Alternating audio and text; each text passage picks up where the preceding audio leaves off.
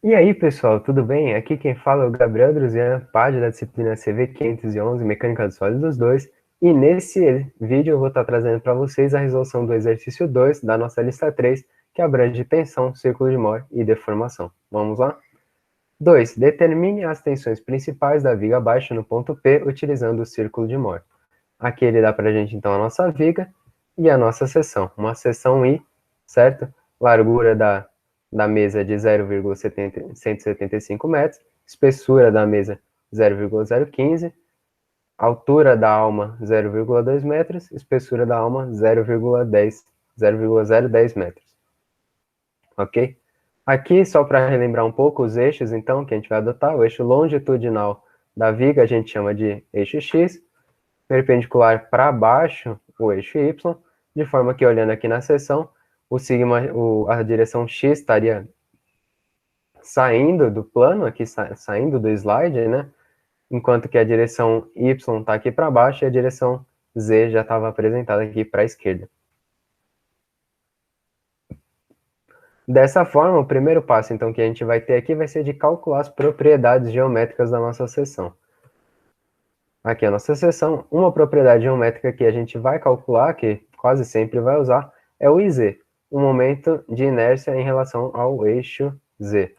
Aqui vocês já estão cansados de ver o IZ de um retângulo, B ao cubo sobre 12, isso aí vocês vão usar bastante.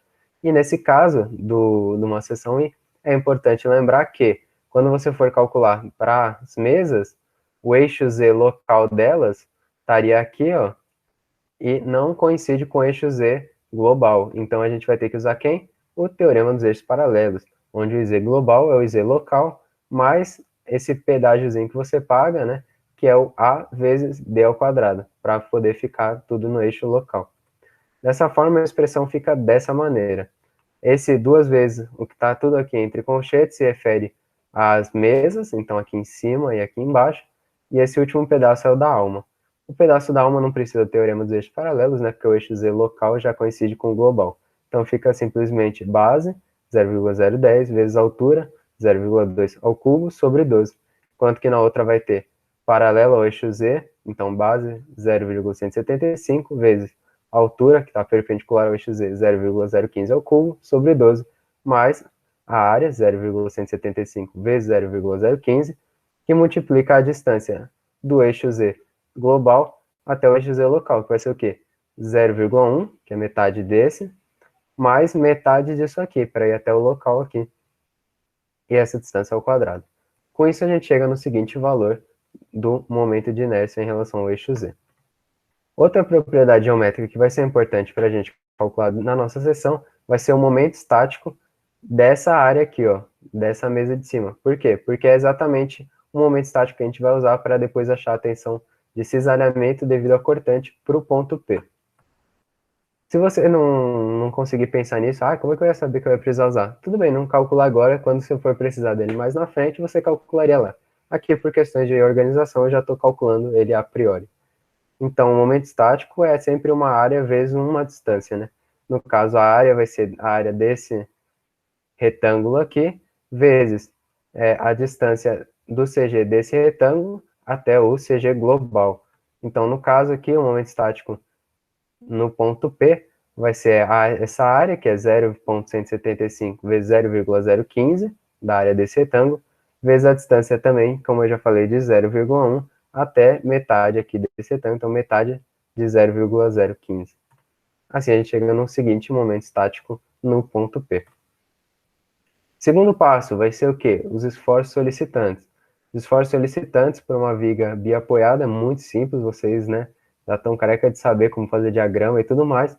No caso aqui eu vou demonstrar como achar exatamente para o ponto P, né? Você corta ali no ponto P a nossa viga, atuando em cima tem 120 kN por metro. A gente tem uma reação de quanto? Ó, 120 vezes 2 dá resultante, 240. Vai metade para cada lado, então essa reação vai ser de metade de 240, 120 kN.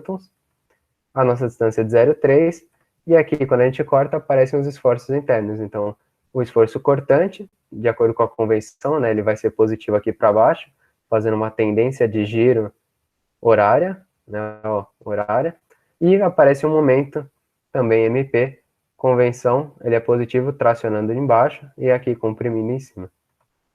Do equilíbrio, vocês conseguem achar bem fácil qual que é o valor deles. Aqui eu já apresento para vocês Vp 84 kN, quanto que o momento de 30,6 kNm. Agora, tensões atuantes, a gente vai analisar em separado tanto as tensões que decorrem do momento, quanto as tensões que decorrem da cortante. Aqui é a nossa seção, e aqui a seção vai estar sendo representada de lado, né? Então, de lado a seção, para a gente ver as tensões que acontecem nela ao longo da vertical aqui. No caso, a gente vai ver, então, o σx, que aparece devido ao momento, e o tau xy, que aparece devido à cortante. Isso aqui vocês também já fizeram bastante. Então, o σx devido ao momento, como é que ele tem? Ele tem uma variação linear, certo? A partir do Cg, e no caso, como é positivo, ele traciona embaixo, comprime em cima, e essa é a expressão do σx. Tau xy, ele vai variando linearmente, até chegar aqui nesse ponto P. A partir daqui, a espessura, que era de 0,175, passa a ser 0,010. Então, isso vai fazer com que o tal dê um salto, um valor bem maior.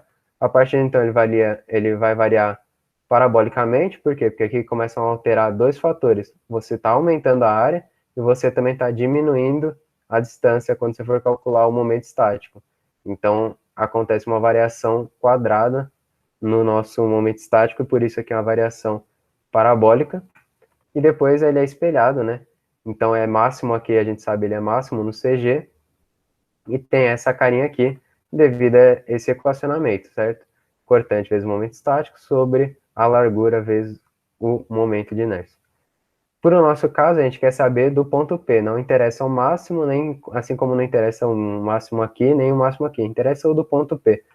No ponto P, então, a gente só precisa substituir aqui o M, a gente já tinha, o EZ também, e o Y a gente substitui a coordenada do ponto P. No caso de menos, já que o Y é para baixo, positivo para baixo, né, ele está aqui para cima, então menos 0,1, chega num σx negativo de 45,38 megapascal. Aqui para o tal xy a mesma coisa, é esse ponto que a gente quer descobrir, então a gente vai substituir, aqui a gente já tinha calculado o momento estático para facilitar, só substituir os valores, e a gente chega no tal xy de 35,15 megapascal. A partir daqui, então, a gente define as nossas tensões atuantes, que são σx, de menos 45,38 megapascal, e tal xy. Olhando aqui a nossa viga em perspectiva, para facilitar o entendimento, onde a gente, lembrando os nossos eixos cartesianos, x no sentido da viga, y para baixo na seção e z perpendicular a y na seção, então a gente tem esse sistema de eixos, onde a gente pode dar um zoom aqui no nosso ponto P, para ver melhor, e a gente vai ter o σx, né, como a gente sabe, é uma tensão normal a seção, então ele está, no caso, como por ser de compressão, ele está entrando na seção, se ele fosse de tração, ele estaria saindo, e o nosso tal xy faceando a nossa seção, certo?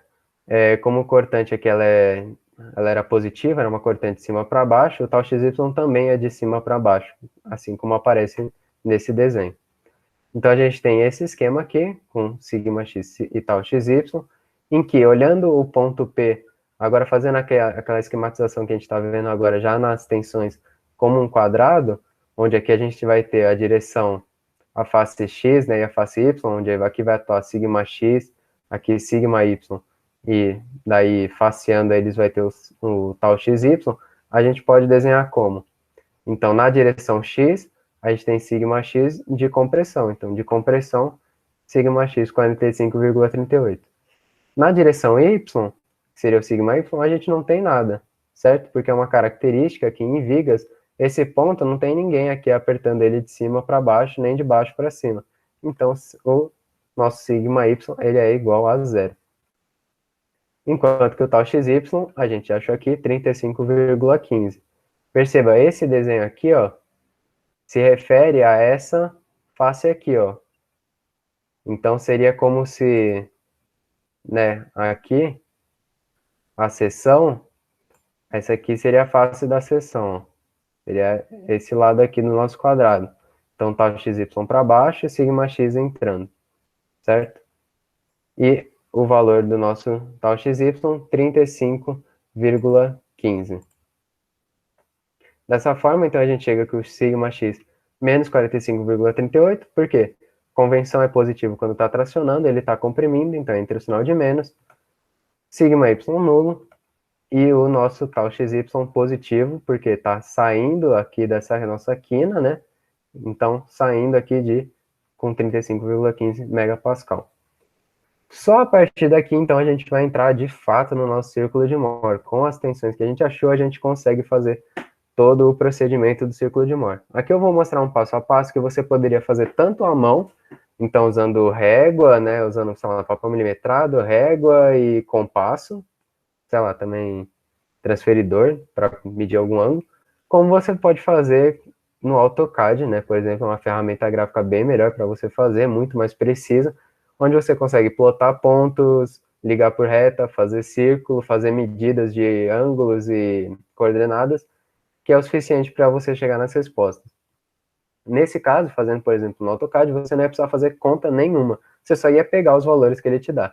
Desse jeito que eu vou mostrar aqui, eu ainda vou fazer as contas só para mostrar, mas se você fazendo da forma gráfica com precisão, você não precisa fazer conta nenhuma, e essa é a mágica do círculo de Moore. Então aqui eu vou colocar primeiro os eixos, o eixo sigma na horizontal, o eixo tal na vertical, lembrando que eles têm que estar necessariamente na mesma unidade, na mesma escala, certo? Você não poderia fazer em MPa e kN por centímetro quadrado, ia dar tudo errado, porque não ia ser um círculo daí, né? E o primeiro passo do nosso círculo de Moore é plotar os pontos. Que pares de pontos eu vou plotar? Eu sempre ploto sigma x com tal xy e sigma y com menos tal xy. Então percebe, são sempre esses pontos que a gente vai plotar. Então primeiro eu vou plotar o primeiro ponto aqui, certo? Então eu venho aqui em menos 45,38 com 35,15, coloco o meu ponto. Aí eu venho para o segundo ponto, 0 com menos 35,15, então 0, menos 35,15, e ploto meu segundo ponto.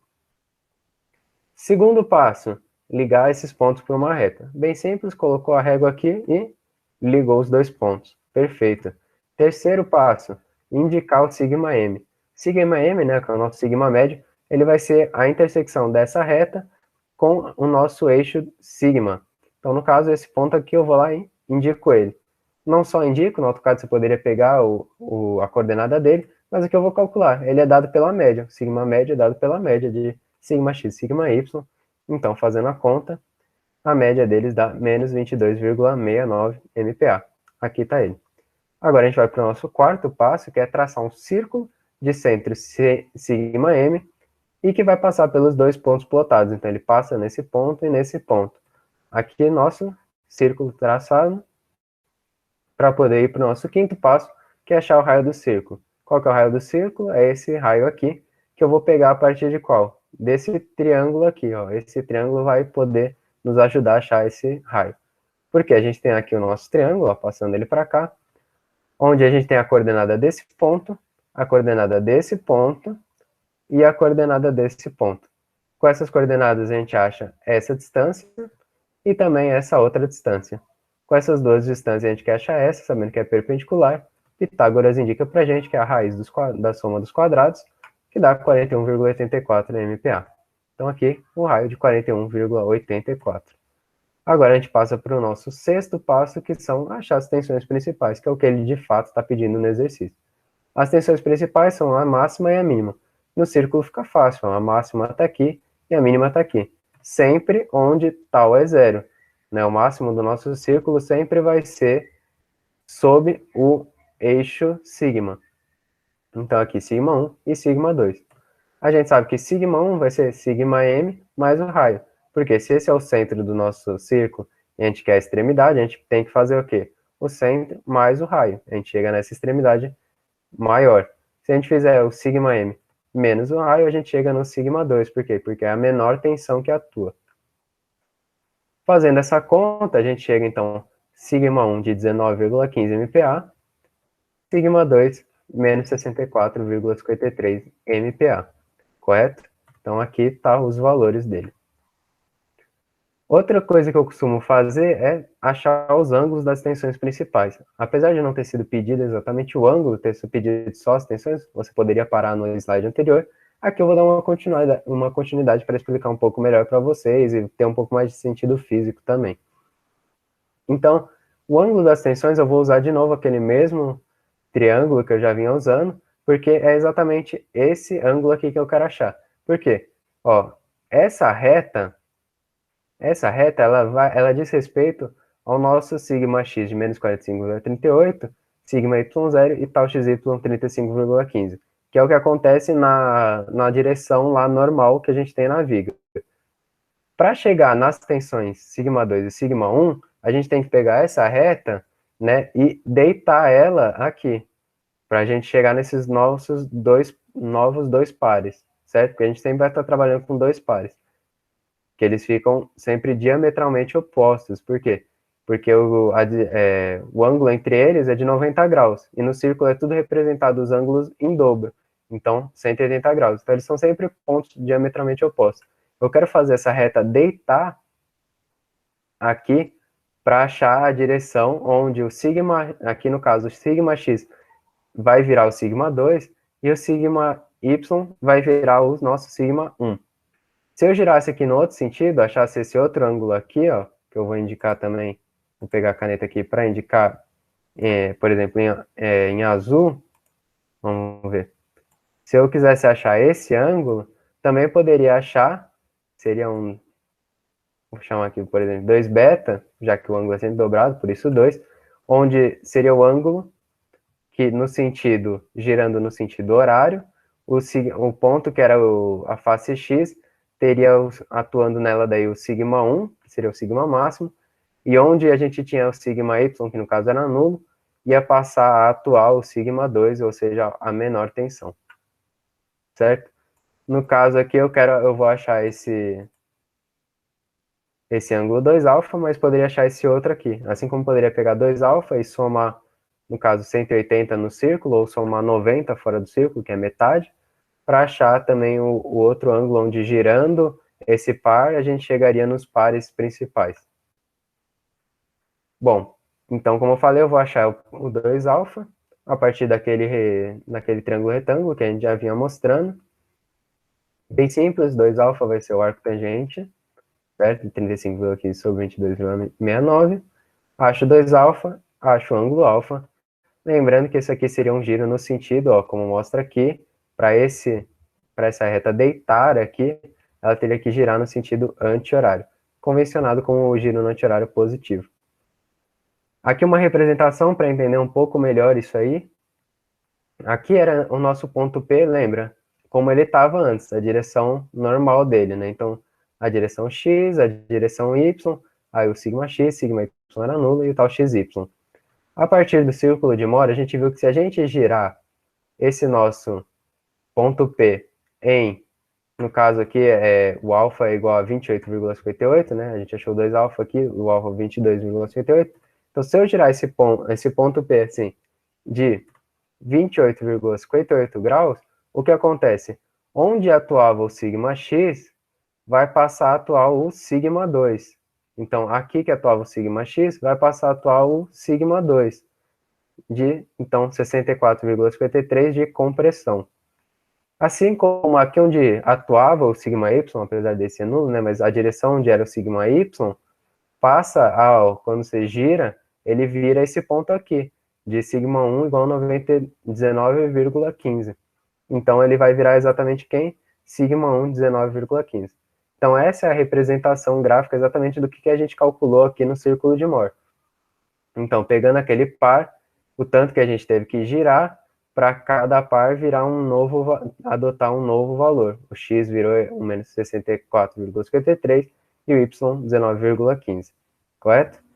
Então esse aqui foi mais um exercício, espero que vocês tenham entendido. Ele é bem denso e bem importante, vocês vão usar ele no projeto, assim como mais para frente. O círculo de Moore em si é muito importante, vocês vão usar de novo em geotecnia, por exemplo. Dá para usar, já usaram, né, no caso, alguns em mecânica geral, já viram para os momentos de inércia, agora também para as tensões, e de novo em tensões vocês vão usá-la mais para frente no curso também em geotecnia.